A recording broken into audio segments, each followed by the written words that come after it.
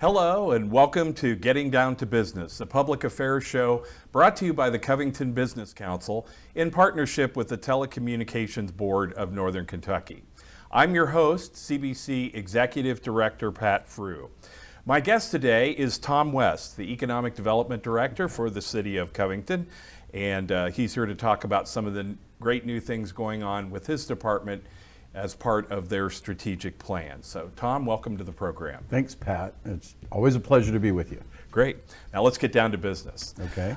Tom, Covington recently, or actually the city has been growing leaps and bounds for a number of years. You know, you've been with the city 7 to 8 years. We could even go back 7 to 8 years, not 78. You're not 78 years, so yeah. If it's like my board, it only feels like 78 Exactly. years. So, but you've been with the city between 7 and 8 years, and a lot of the growth has happened under your stewardship, but even for the last 10 years. So some would wonder, why do you need to do a strategic plan? It seems like you've got it figured out. Tell us more about that. Well, about 6 years ago, we adopted the first economic development strategy in probably years. And the reason we needed to do an update at this point, I guess there were 4 reasons, really. First of all, we had really implemented a lot of the recommendations that the Garner report had given us with that first strategy. So we'd been moving along with that. The second reason is that the world changes. And during that time, we've had COVID-19, which has had a huge impact on economic development, the way people work, how they work, where they work. Now we're dealing with the chaos around tariffs, increasing construction costs, labor shortages. That's kind of the second reason. Third, I would say, is that we need to stay ahead of the competition. We've done really, really well with competing, and in fact, many of the consultants we've been working with over the past several years said we're punching above our weight class. We want to make sure we continue to do that. The people of Covington deserve that. And then finally is continuity. And this maybe is one of the most important things. Everyone knows, I think, Covington voted to change the form of government to the mayor-council form beginning in January of 27. But we will also have new elected officials then. We'll have the same mayor, thankfully, but we'll have some new elected officials. And we always have new staff coming on board. And a strategy will give folks continuity, a blueprint, so that our developers, our businesses know what they can depend on moving forward. Let's talk a little bit about the process. You actually hired a national consultant again to help you with this. Yeah. Camoin and Associates is the firm that we're working with.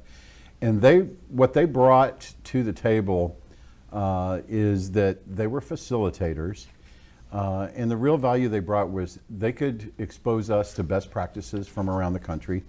And also they provided an objectivity to look at us. A lot of times we get a little myopic because we're looking at ourselves from the inside of the looking glass. So they were able to help us see things from how others outside of the community see us.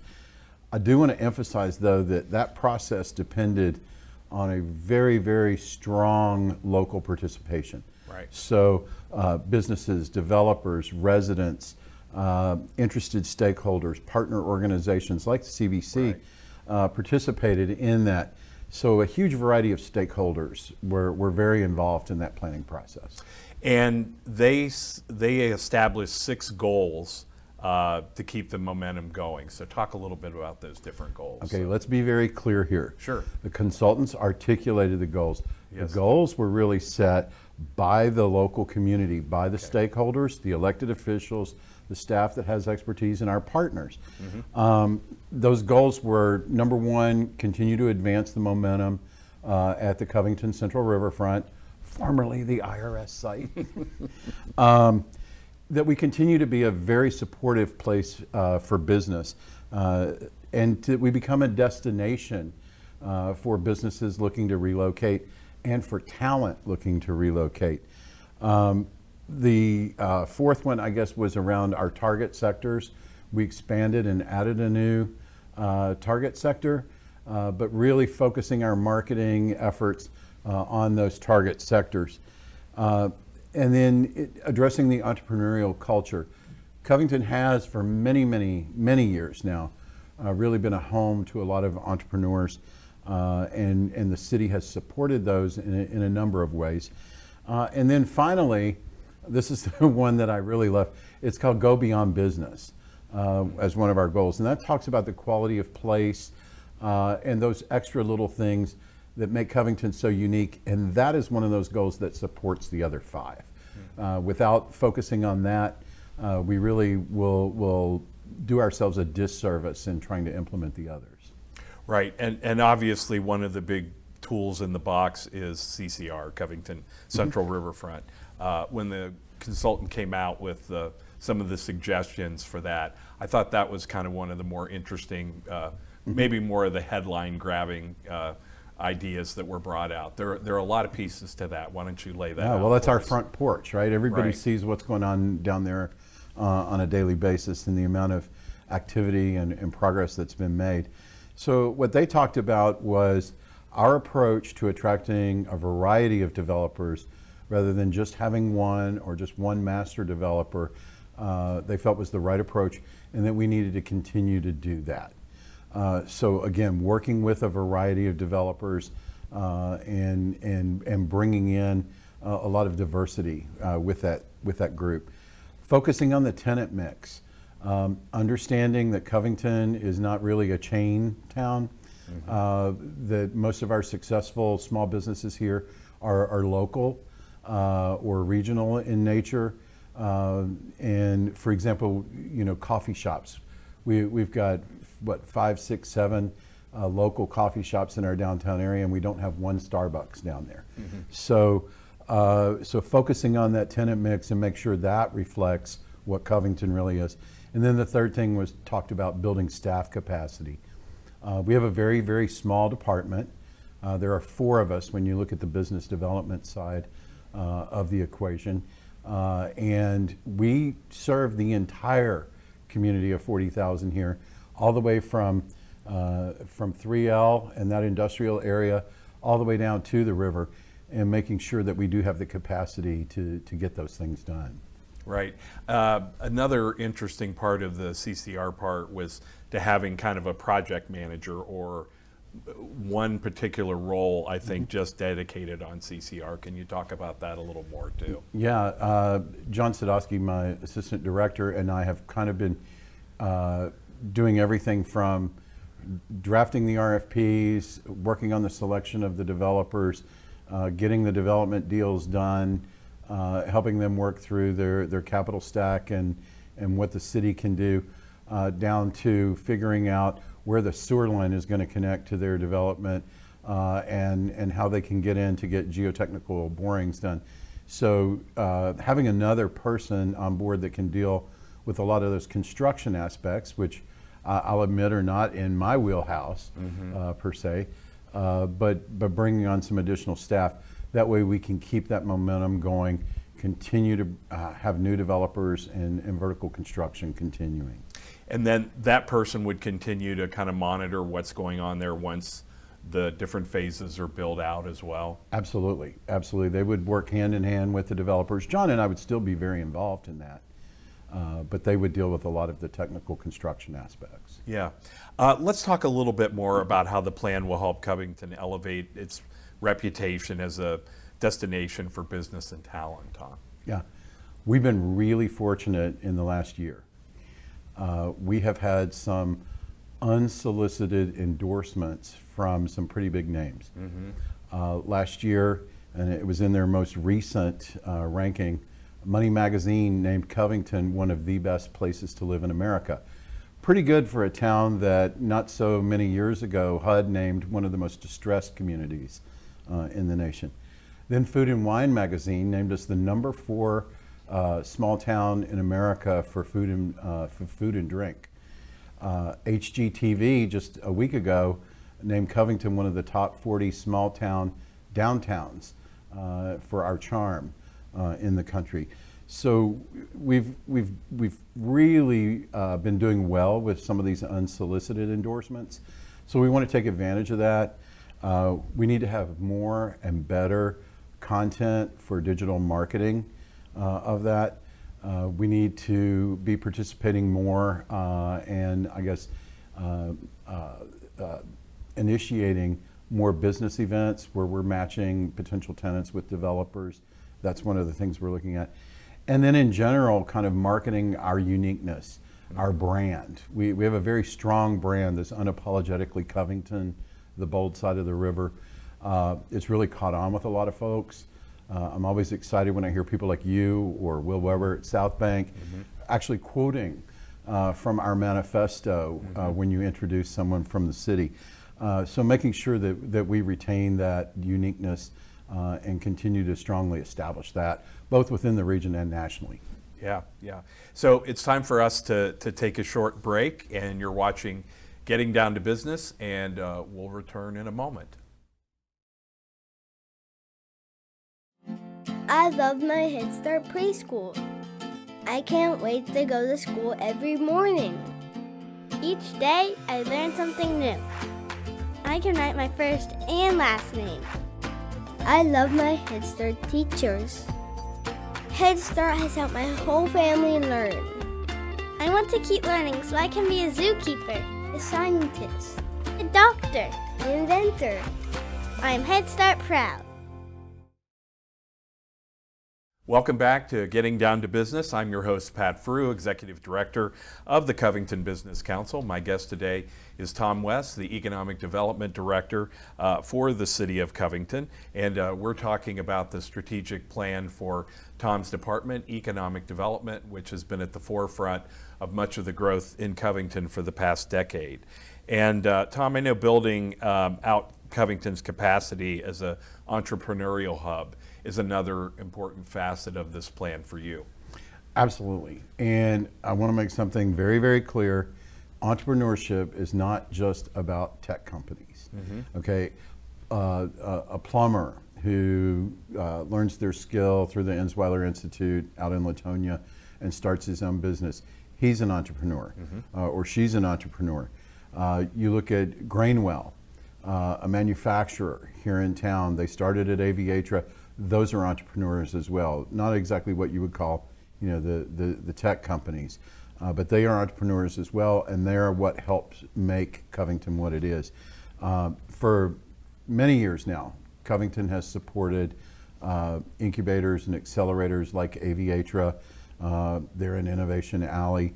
We fund half the salary and all of the office space for the Small Business Development Center, which serves all of Northern Kentucky, but they're located here in Covington. So we fund that business coach, and she works with small businesses, startups, entrepreneurs on creating business plans, getting finances for their idea. Plus there are 5 or more, 5 that come to mind, co-working spaces in Covington, which may be more than there are in all of downtown Cincinnati. But we've got some new things on the horizon as well. The shared wet lab space at the new 1NKY building, which Lifeside Kentucky, I believe, is, if I said that correctly. Yep. We worked to make sure that got funded and that happened. And then Spark House, which is the initiative of the Port Authority, the county, and Blue North. That will be opening this fall, which will be another hub for entrepreneurs in our downtown area. So we've got this environment that folks love. They love our kind of quirky, crazy vibe, and the fact that they're in a very safe, walkable, vibrant area, and they add to that vibrancy. So it serves a lot of purposes, not just starting up companies, but also adding to the vibrancy of existing businesses that we have in Covington. Right. In addition to the variety of businesses, Tom, there are a lot of competitive advantages related to Covington. What are some of the things that we have a leg up on some of our peer cities? I will go back to our brand. Yeah. We have a very unique brand. It was articulated and developed by Austin Dunbar at Durham Brands, Covington's very own, one of our very own branding firms right on Madison Avenue. We talk about, embrace, and promote our quirkiness, our uniqueness, and the most important word to me, which is authentic. It feels real because it is real. We keep it real in Covington. My latest phrase that I use with people, other than the fact that we are spicy Mayberry, we're a small town with a lot of sizzle, but is that we embrace our grit as well as our glam. That's what makes us who we are. I think it's why people are attracted to want to move and live here. They don't feel like they're living on Main Street Disney World. They feel like they're living in a real town, and that there is a lot behind the facades of those buildings. I think the other thing, Pat, that gives us a leg up is the ease of doing business here. Back in 2020, we adopted a new zoning code. In fact, we don't even use the word zoning anymore because people tend to have an allergic reaction to that word sometimes. Night tremors and things But we like actually get love letters from folks about our neighborhood development code, that it's so much easier to work with. We challenged our consultants to come up with the most user-friendly zoning regulations in the country. I don't know that we quite got there, but we got pretty darn close. So we're excited about that. And then the other thing that makes it easy to do business here is their access. Access to folks in my department, access to folks in other departments, to the mayor and the commission, city manager. We make it easy for folks to be able to get done what they need to get done, and talk to those folks. One thing I don't think that others understand out there, and maybe our competition doesn't, and I probably shouldn't be tipping them off right now, but so many departments like ours only really look at big business. And because those are the huge numbers, you know, we want to attract Fisher Homes. Obviously, they're bringing 350 people. But what the others don't necessarily understand is it's those 2, 3, 4, 10-person businesses that fill the streets of Covington that make this the place where a company like Fisher wants to be. It's having those restaurants, those retail shops, those bars, those other professional services that support those larger businesses. So we have a strong focus on those small ones, and I know you do too, Right. Through your membership. And we have to cultivate and nurture that experience for small businesses as much as we do the big ones. Yeah, I saw a statistic the other day that 80 to 90% of all business growth is generated by these very small businesses we talk about.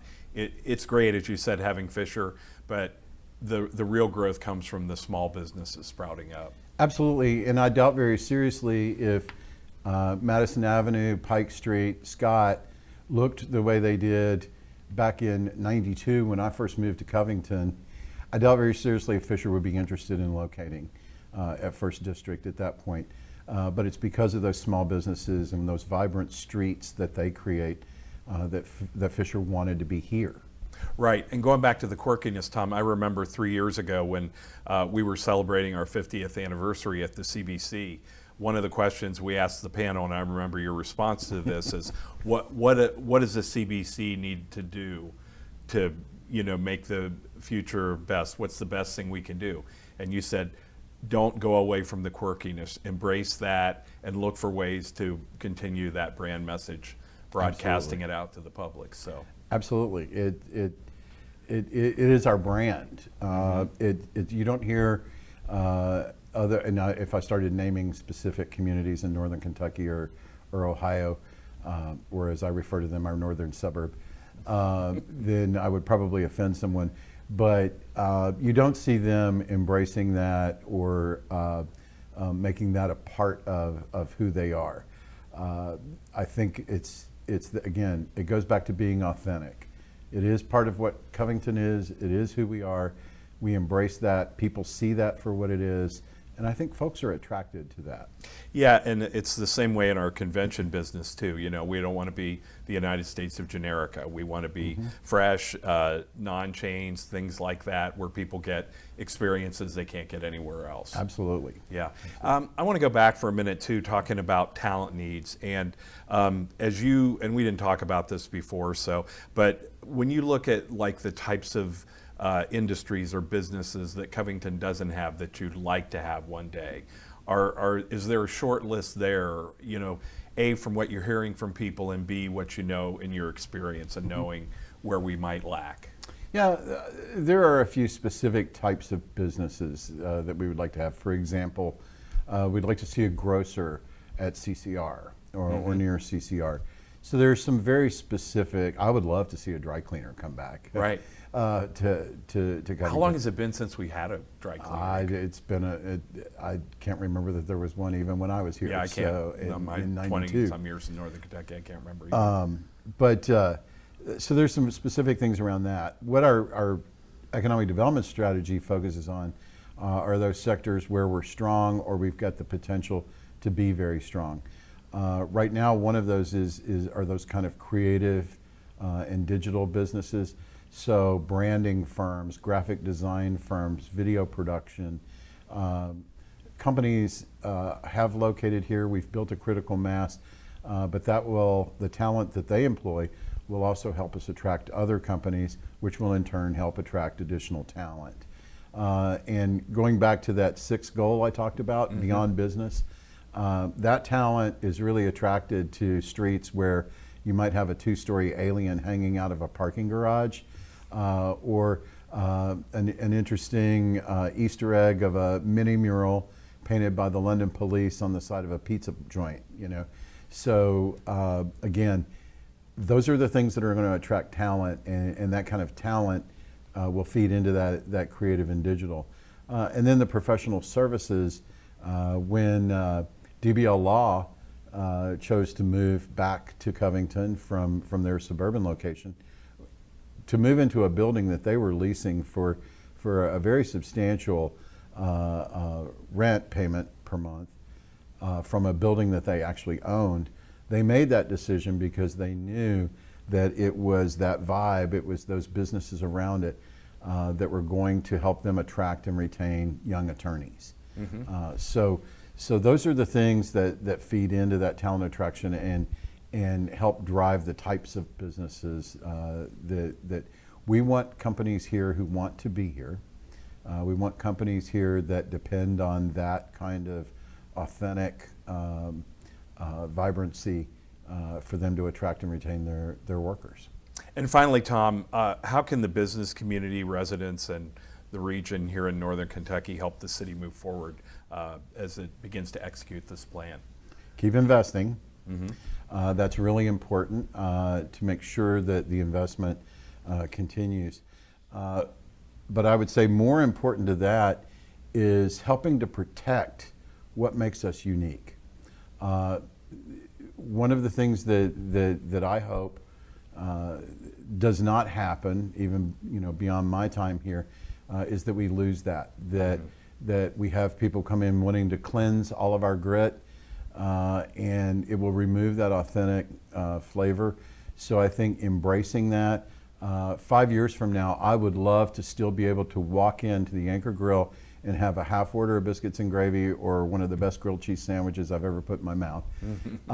So making sure that we keep those things that make us different and make us unique and not, as you called it, generica. Right.